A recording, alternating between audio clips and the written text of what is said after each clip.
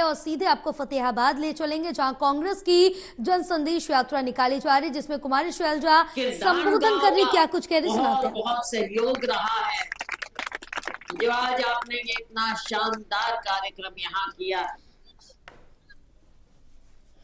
बल्कि मुझे मालूम पड़ा कि हमारे गांव के ढान के हमारे साथियों ने, नौजवानों ने मिलकर पिछले दिनों में गांव में बहुत बढ़िया काम किया। साफ सफाई, लोगों को जोड़ना और करना। साथियों, अगर इस तरह का यहाँ पर मिले, ऐसा माहौल मिले, तो कौन आगे नहीं बढ़ सकता। आप लोगों ने बहुत मेहनत की है, मैं बहुत आपका धन्यवाद करती हूँ। साथियों, आज का मौसम ऊपर राम जी की कृपा है, अपने ऊपर ना ठंड है, धूप नहीं है, लेकिन बढ़िया मौसम। और तभी आप लोगों की इतनी प्यारी हाजिरी है। मेरी प्यारी प्यारी बहनें बैठी हैं, मेरे नौजवान साथी, मेरे सम्मानित बुजुर्ग हैं, हमारे सेवा दल के साथी यहाँ पर खड़े हैं और मीडिया के हमारे बंधु यहाँ पर हैं।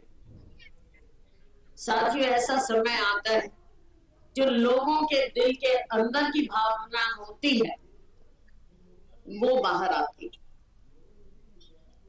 आज जो आप लोगों का जोश मैं देख रही हूँ, आपके चेहरों पर जो रौनक मैं देख रही हूँ, ये भी समय की पुकार है और समय के अनुरूप चल रहा है। आज जब हम आपसे बात करते हैं, मेरी बहन किरण जी आपसे पूछ रही थी, तो आपके अंदर से आवाज निकल गई, क्योंकि 10 साल बहुत होता है साथ।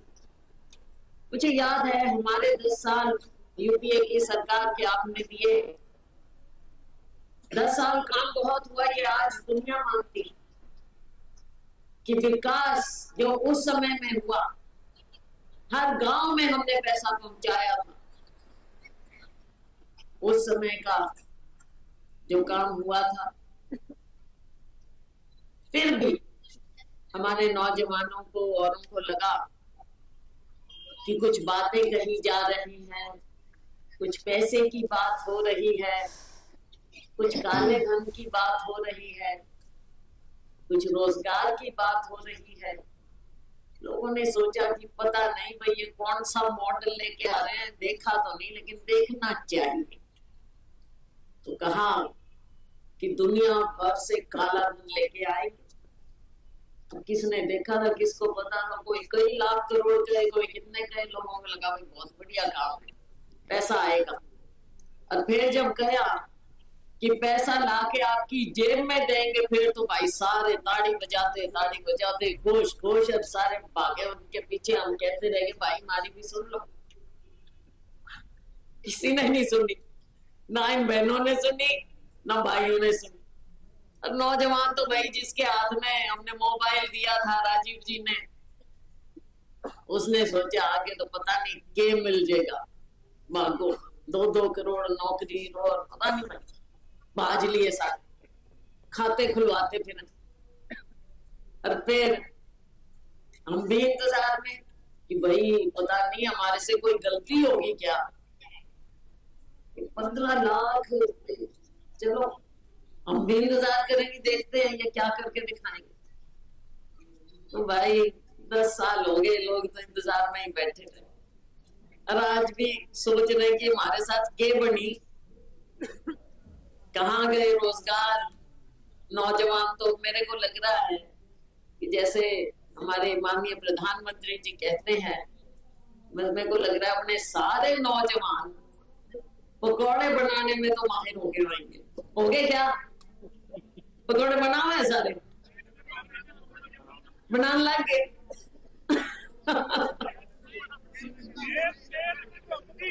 तेल भी महंगा हो गया। बताओ अब ऐसा मजाक क्या जनता के साथ किया जाता है। और हमारे अध्यक्ष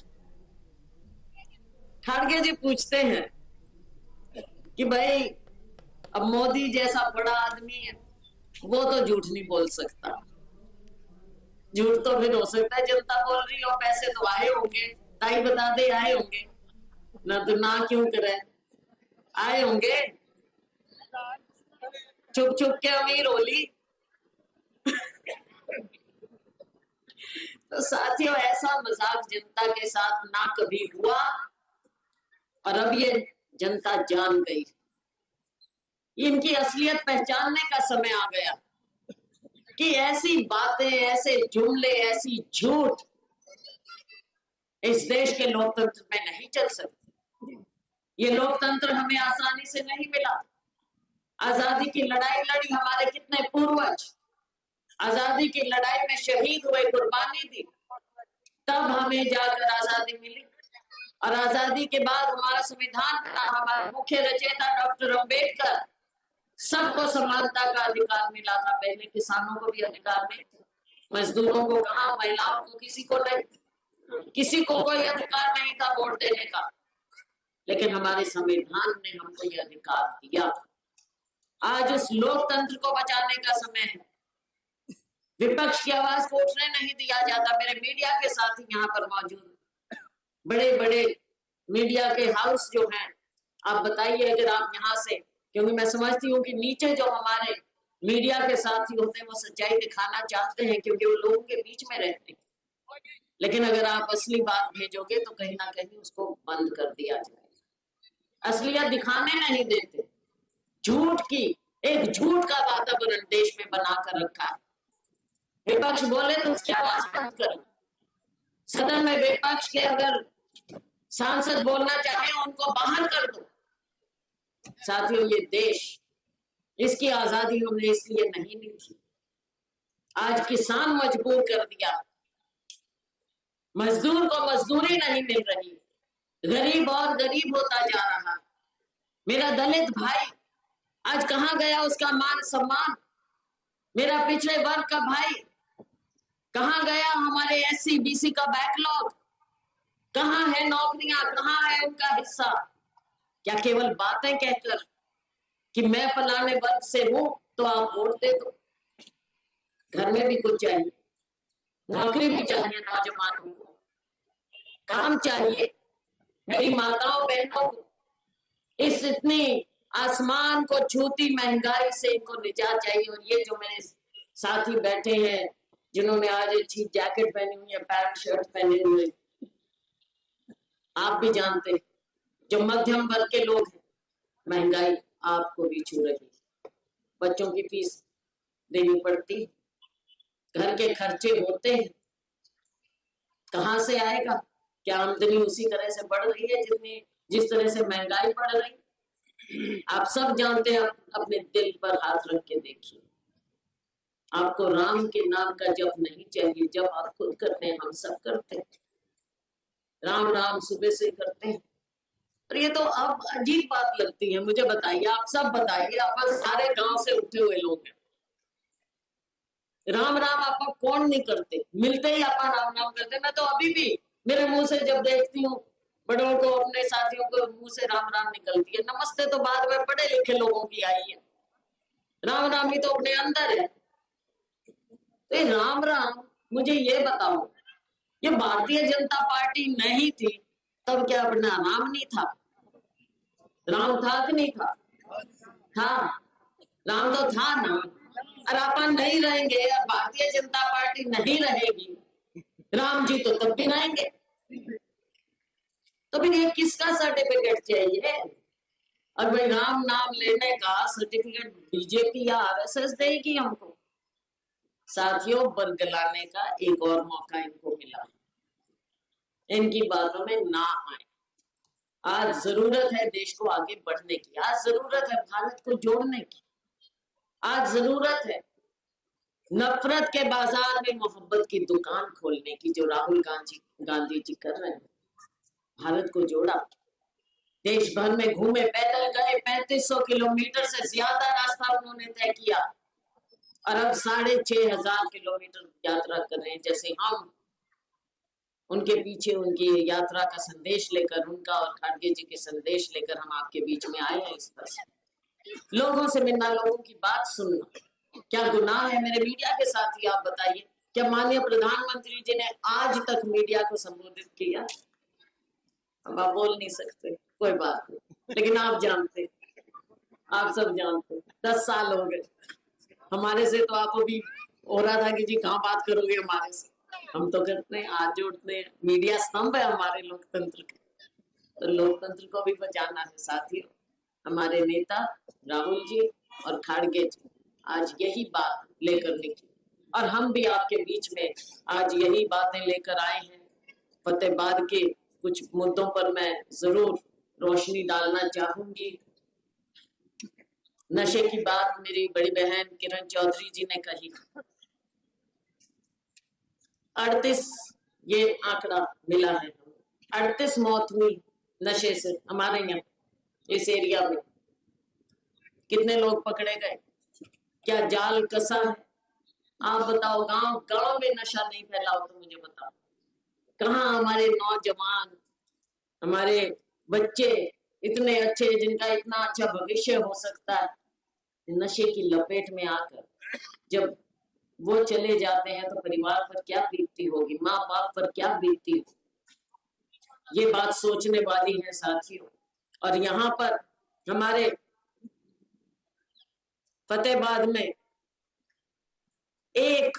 केवल एक नशा मुक्ति केंद्र, और वो भी कैसे चल रहा है सब आपको पता है साथियों। ये जमीन पर कुछ काम नहीं है, कागजों में करने वाली सरकार है, केवल कागजी सरकार है साथियों। क्योंकि मीडिया के साथी हैं तो थोड़ी बात शहर की भी मैं करना चाहूंगी। आज प्रोग्राम यहाँ से जरूर है, लेकिन फतेहाबाद का आपके यहाँ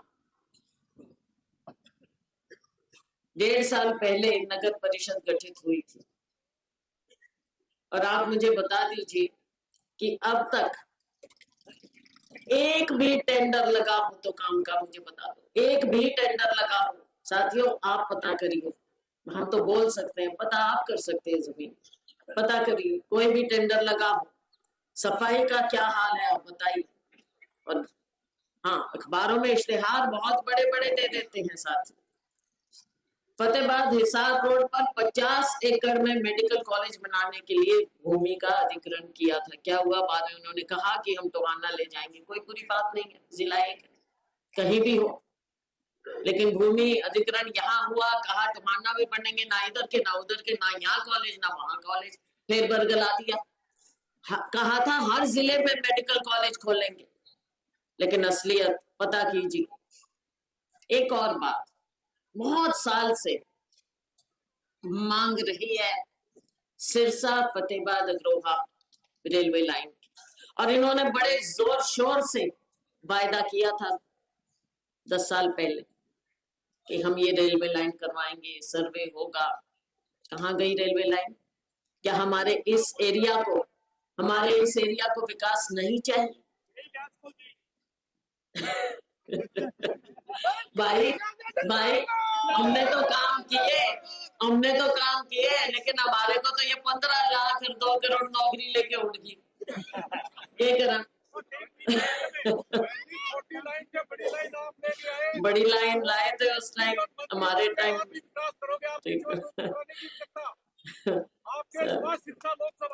साथियों यहाँ पर सेम की एक बहुत बड़ी विकराल समस्या है, और 70 दिन बैठे ना, और कल शायद झूठ सच बोल दी, वैसे ही कह दी। अब मेरे को ये बताओ, हमारे किसानों को भी याद करना चाहिए। 1 साल बैठे थे धरने पे, सारे बॉर्डरों पे 1 साल, धूप में सर्दी में, बल्कि मुझे याद है नया साल मैं किसानों के साथ बिता के आई थी बॉर्डर पे, उतनी ठंड में, और उनके साथ रजाई में हम बैठे थे वहां बॉर्डर पे। उठा दिया, सिंगू बॉर्डर पे उठा दिया। अब भाई आपको आपके सारे काम मान लिए, जल्दी एमएसपी मिल जाएगी। अब भाई जब वो कहते हैं तो मिल गई होगी, 15 लाख भी मिले, एमएसपी भी मिल गई। पानी लगा तो फिर वो पट्टा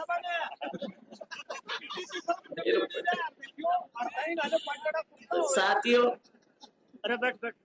अब ये बहुत सी बातें हैं, इन सब पर आपको ध्यान करना है। और एक बात और सच मेरे याद आ गई, अपने गोरखपुर में परमाणु संयंत्र लगना था और उसके लिए बड़ी मेहनत हुई थी। कई दिन आगे पीछे बात चली।